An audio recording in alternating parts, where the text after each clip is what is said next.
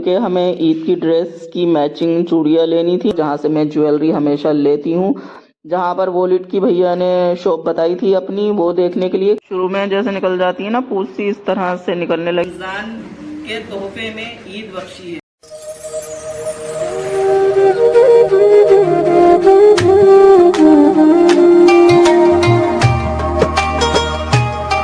अस्सलाम वालेकुम फ्रेंड, हम जा रहे हैं अभी काट की मार्केट, क्योंकि कुछ हमें ईद के जो मैंने कपड़े सिलवाए हैं तो उसका दुपट्टा वगैरह भी मेरा डाई नहीं हुआ है, तो वो भी डाई कराना है। चूड़ियाँ वगैरह भी लेनी है, वो भी चलते हैं और अपनी ईद की शॉपिंग कंप्लीट करते हैं। और रिक्शा भी आ गया है तो बस निकल रहे हैं। बस यहाँ से हो गई गड़बड़ स्टार्ट। गड़बड़ क्या हो गई, मैंने लगाया था माइक, यहाँ उसमें आवाज़ जो है सही से रिकॉर्ड हो जाएगी, क्योंकि जब बाहर निकलते हैं तो शोर बहुत ज़्यादा होता है और आप लोगों का ज़्यादातर कहना ये रहता था कि आपकी वॉइस जो है कहीं कहीं कम हो जाती है, तो इसी वजह से क्योंकि बाहर निकलते हैं तो वहाँ पर वॉइस जो है सही से नहीं आ पाती शोर में, तो इसलिए मैंने यहाँ पर लगा लिया था माइक। लेकिन बस वो शुरू की क्लिप रिकॉर्ड हुई और उसके बाद माइक हो गया डाउन। मैंने ध्यान दिया नहीं, सिर्फ आधे घंटे के लिए लगाया था और वो डाउन ही पड़ा था। काफ़ी टाइम से मैं यूज़ ही नहीं कर रही थी घर के व्लॉग में, तो क्योंकि अच्छी खासी वॉइस होती है घर के व्लॉग में। अब यहाँ मार्केट में आ गई हूँ तो ना तो मेरी वॉइस होगी ना सामने वाले की वॉइस होगी, इसलिए पूरा व्लॉग मुझे वॉइस ओवर करना पड़ेगा। तो अब हम जो है काट की मार्केट में आ गए हैं, लेकिन आज इतनी भीड़ है यहाँ पर कि पैर रखने की जगह नहीं है। मिल मिल के तो चलना पड़ रहा है, बड़ी मुश्किल से निकल रहे हैं, क्योंकि रास्ते भी बिल्कुल पतले पतले हैं। बंदर को जितना हम लोग जाएंगे इतनी ही गलियां थे अब चूड़ियों वाली शॉप पर, क्योंकि हमें ईद की ड्रेस की मैचिंग चूड़ियाँ लेनी थी। तो यहाँ पर हम मैच कराने लगे भैया से और वो निकाल कर अभी हमें दिखा रहे हैं। काट की मार्केट भी बहुत ज़्यादा अच्छी है, हर चीज़ जो है यहाँ पर मिल जाती है और पास में भी है, तो इसलिए अब ज़्यादातर हम लोग जो है इधर ही आ जाते हैं, क्योंकि अमरोहा का भी थोड़ा दूर ही पड़ जाता है और अब इस टाइम पर तो हर जगह भीड़ है। तो यहाँ पर ये भैया जो है मैचिंग चूड़ियाँ इन्होंने दिखाई और हमने ले ली। अब हम आ गए हैं दुपट्टे वाली शॉप पर, जहाँ पर हमें डाई कराना है ईद का दुपट्टा। तो ये हम वाइट पहले देख रहे हैं और फिर उसके बाद जो है जो हमें पसंद आएगा यहाँ पर वो लेकर फिर उसको डाई के लिए यहीं पर देना है। तो इनके यहाँ पर दुपट्टे अच्छे मिल जाते हैं। फिर हमने यहाँ से दुपट्टा पसंद किया और फिर भैया को यहाँ डाई के लिए हमने दे दिया। उन्होंने बोला था कि कम से कम 2 दिन लग जाएंगे डाई में, क्योंकि इनके यहाँ पर काम बहुत ज़्यादा रहता है डाई का। ये भैया ने बोला कि 2 दिन बाद आप ले जाइएगा या किसी को भेज दीजिएगा। तो यहाँ पर उन्होंने फिर स्लिप बनाकर हमें दे दी और जो हमें पेमेंट करनी थी, जितने का दुपट्टा मिला था या डाई के जो देने थे, वो हमने उनको पेमेंट कर दी। अब यहाँ पर हम निकल गए कपड़े की तलाश में। कपड़ा किस तरह का वो मैं आपको दिखाती हूँ। एक सूट था मेरा काफ़ी साल पहले का। अब वो क्या हुआ कि एक दफ़ा ही मैंने वो सिर्फ पहली दफ़ा और पहनने में ही पीछे का कपड़ा जो है फट गया। वो ये है, बहुत ज़्यादा बारीक है इसका पीछे का कपड़ा। तो अब ये हम मैच करने के लिए यहाँ पर आए हैं और अब ये काफ़ी साल बाद हमें याद आया है, तो यहाँ पर ये हम मैचिंग कर रहे हैं। तो यहाँ भी नहीं मिला, फिर हम शॉप पर हमें कुछ कपड़ा इस तरह का दिखाई दिया। अम्मी और मैं यहाँ पर ये देख रहे हैं और ये जो कपड़ा रखा हुआ है इसी के नीचे हमारा मैचिंग कपड़ा दबा हुआ है।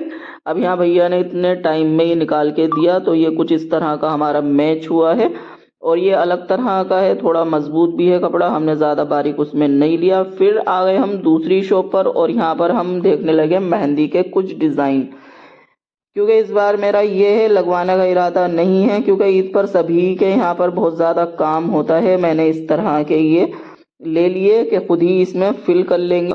और ये यहाँ पर कुछ मैं मास्क देखने लगी। मास्क देखकर फिर हम आ गए इस शॉप पर, जहाँ से मैं ज्वेलरी हमेशा लेती हूँ। ज़्यादातर मैं ख़रीदारी यहीं से करती हूँ। अगर काट की मार्केट में आती हूँ तो ज्वेलरी की ये बहुत अच्छी शॉप है। तो यहाँ पर भैया मुझे बता रहे हैं कि एक शॉप हमारी यहाँ आगे ओपन हुई है, जहाँ पर वॉलेट वगैरह, लेडीज़ पर्स सब यहाँ पर मिलते हैं, तो आप वहाँ का व्लॉग बना लेना। लेकिन ना उनकी वॉइस रिकॉर्ड हुई ना मेरे साथ, माइक की वजह से सारी गड़बड़ हो गई। अब यहाँ पर मैंने कुछ इयररिंग्स देखे, कुछ पसंद किए और यहाँ पर लेडीज सामान बहुत अच्छा मिल जाता है। मुझे ध्यान नहीं रहा क्या नाम है शॉप का, लेकिन जो शॉप पर बैठे हैं ओनर, शायद उनका नाम शादाब है। मुझे सही से कंफर्म भी नहीं है, लेकिन एक बार पूछा था तो शादाब ही शायद बताया था। और यहाँ पर भैया को जब मेरे चैनल का पता चला तो उन्होंने जो है चैनल भी सब्सक्राइब कर लिया। यहाँ से जो भी हमें सामान खरीदना था वो हमने खरीदा। एयररिंग्स वगैरह जो भी हमने लिए वो मैं घर पे जाकर आपको दिखाऊंगी कि मैं क्या क्या लेकर काफी सारे एयररिंग्स भैया ने यहाँ पर मुझे दिखा डाले और जो मैंने सेलेक्ट किए फिर वो मैंने अलग निकाल लिए और फिर उसकी पेमेंट करी। यहाँ से मैंने गोल्डन चूड़ियाँ भी ली। इस तरह की तो नहीं मिल पाई जिस तरह का मुझे कलर चाहिए था, लेकिन मैंने ले लिया कि फिर कभी ये भी नहीं मिले। अभी हो सकता है अमरोहा भी जाना हो तो तब मैं वहां से फिर दोबारा चूड़ियाँ लूंगी, और नहीं मिली तो फिर इसी से मुझे काम चलाना पड़ेगा। अब यहाँ से हम निकल गए जहाँ पर वॉलेट की भैया ने शॉप बताई थी अपनी, वो देखने के लिए कि आगे गली में है, लेकिन हमें तो यहाँ कहीं दिखाई नहीं दी। हमारे रिक्शे वाले हैं उनकी भी कॉल आ गई कि आप आ जाइए, काफी टाइम हो गया है, उनको कहीं जाना भी था। फिर इसी वजह से हम थोड़ा आगे जाकर हमने देखा, जब हमें नहीं मिली तो हम लोग वापस हो गए कि फिर कभी आएंगे तो तब भी लोग यहाँ का बन जाएगा। ले गए हमें लेने से तो वो हम लेंगे, रास्ते में शॉप पड़ती है तो वहां से ले लेंगे। और यहाँ पर प्याज भी अम्मी ने खरीदी क्योंकि प्याज मिल रही थी यहाँ सस्ती, हमारे यहाँ पर महंगी है, तो वहीं से अम्मी प्याज भी खरीद लाई। फिर रास्ते में ये शॉप पड़ी यहाँ चप्पल की, तो फिर अम्मी ने और मैंने यहाँ पर ये चप्पल पसंद करे और चप्पल लेकर हम निकल पड़े घर के लिए।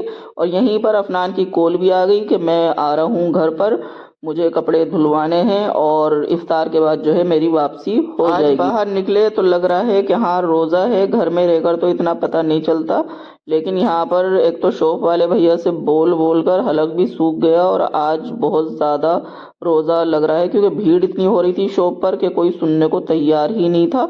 और आवाज़ कितनी भी हम दे रहे थे या बोल रहे थे उनको आवाज़ ही नहीं आ रही थी। पहुँच गए हम घर। और ये मैंने लिए थे इयररिंग्स 125 के हैं, तो ये 125 प्राइस है इसके। जो ये मैंने इयररिंग्स रोज वाली पिन मुझे जूड़े के लिए बहुत अच्छी लगी है, मैंने 2 ले ली। इसके प्राइस मेरे जहन से निकल रहे हैं कि जो है डेली वियर के जो है ये चप्पल लिए हैं। मम्मी का ये दूसरा कलर है इस तरह का, मतलब डिजाइन हमारे सेम है और इस तरह का कलर है। एक ये मैंने हिजाब लिया है सर पे का, ये 180 का दिया है।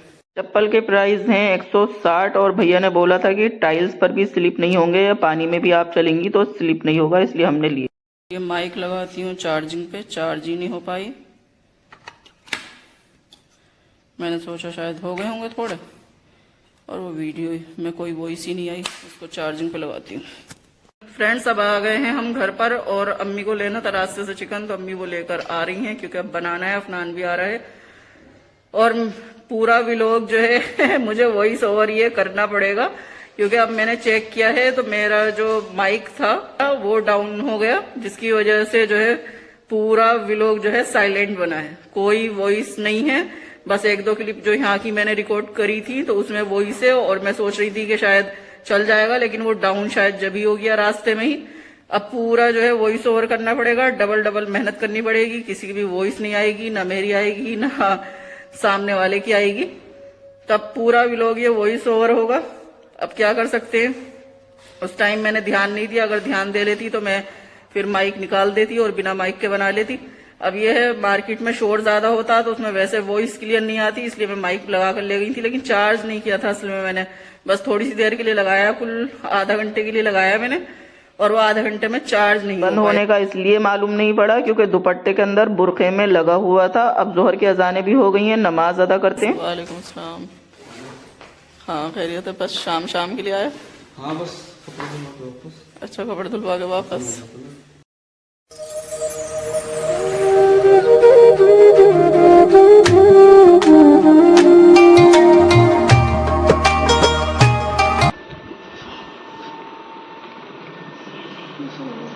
अफनान भी जा थोड़ी सी देर के लिए आया था, कुछ घंटों के लिए कपड़े धुलवाने, रोज़ा इफ्तार और अब जा रहा। अब तो रास्ता खराब नहीं है अफनान, इधर रास्ता सही है, थोड़ा सा वो जंगल से आ जाते हैं जानवर वगैरह, तो खतरनाक है रात में,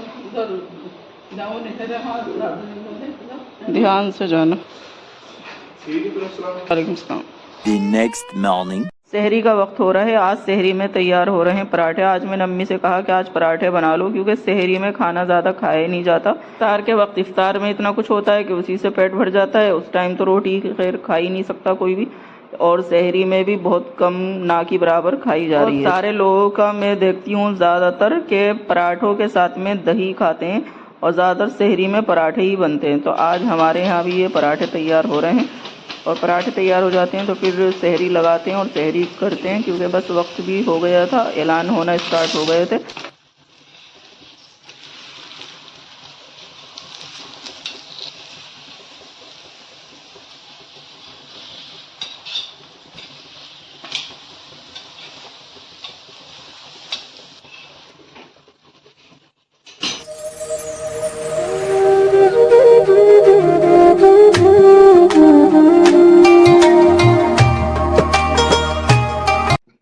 और जब मैंने पहला बाइट पराठे के साथ खाया तो पता ही नहीं चला कि पराठे पे कहाँ को खा गई। रोटी तो खाई नहीं जाती थी। और आज जो है पूरा रमज़ान गुजर गया और आज पेट भर के सहरी की है। पराठों से अच्छा खाया गया खाना। हाँ, खाना रोटी से नहीं खाया गया था। फिर आज हमने फर्स्ट टाइम पराठे बनाए सहरी में। खाना खा लिया था, उसके बाद खाई फैनी, टाइम भी कम रह गया है। सहरी हमारी हो गई है, अजानें होने वाली है फजर की, टाइम भी ख़त्म हो गया है सहरी का। अजानें हो जाती हैं तो नमाज अदा करते हैं। फजर की अजानें हो गई, उसके बाद नमाज अदा की और फिर पढ़ी तस्बीह। मेरी नानी और मामा उम्रे पर गए थे तो तस्बीह दी थी सभी को, मुझे अलग से 2 तस्बीह दी। अब डायरेक्ट मैंने इफ्तार के टाइम पे व्लॉग स्टार्ट किया है और यहाँ पर मैं बना रही हूँ रूह अफ़ज़ा। रोज़ाना तो पानी वाला बनता है, लेकिन आज ये थोड़ा मिल्क वाला मैं रूह अफ़ज़ा तैयार करूँगी। मुझे लग रहा था मैंने इसमें पानी ज़्यादा ऐड कर दिया है और मैंने यहाँ पर बर्फ़ भी कूट लिया था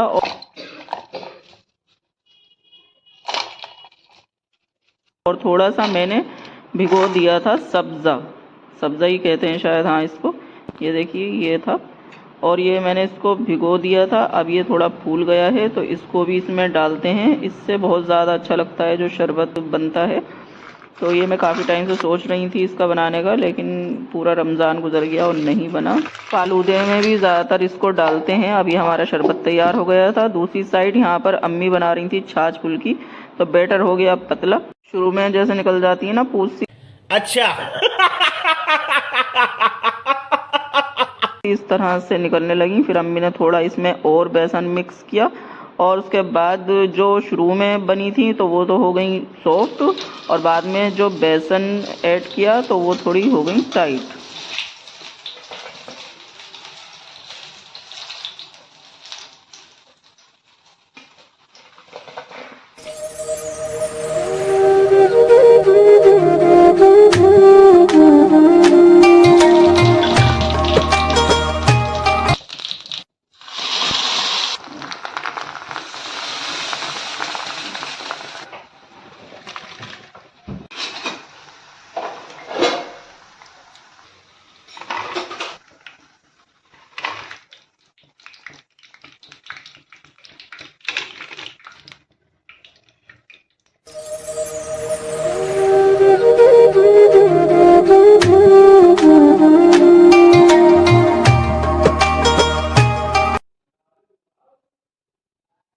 इफ्तारी आई है, बिल्कुल इफ्तार का टाइम हो रहा था।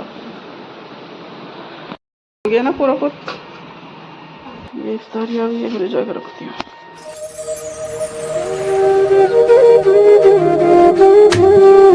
The next day.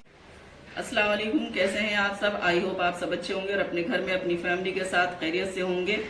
रमज़ान का ये पाक और मुबारक महीना चल रहा था। सभी ने जो है दिल से इबादत की। अल्लाह ताला हम सब की इबादत को कबूल फरमाए और हमारी जायज़ तमन्नाओं को कबूल फरमाए।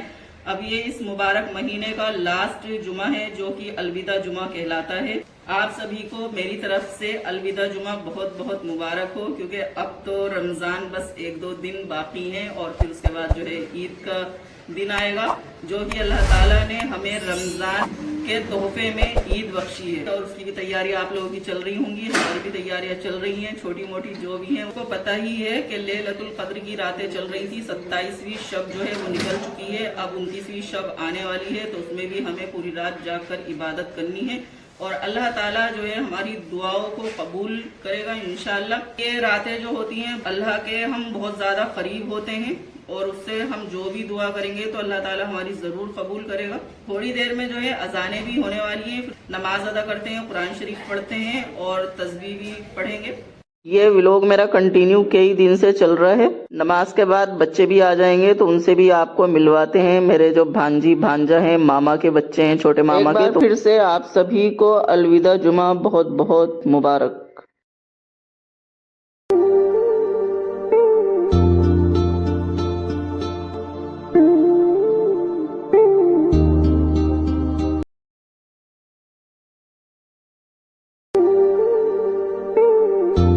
हमारी तस्वीर पूरी हो चुकी है। यह अशरा जो है रमजान का आखिरी अशरा है और ये जहन्नुम की आग से निजात का अशरा है। तो मैंने अपनी तस्वीर भी पूरी कर ली है, जो मैं पूरा रमजान मैंने पढ़ी है।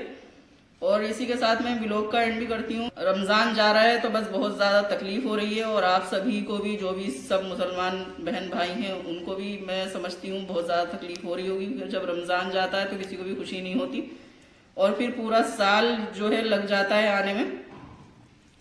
अब अगला रमजान किसको मिले किसको नहीं, ये तो अल्लाह ही जाने। कुरान शरीफ पढ़ती हूँ, थोड़ी देर में बच्चे भी आ जाएंगे तो फिर उनसे मिलवाती हूँ। आपसे मिलती हूँ मैं थोड़ी देर बाद।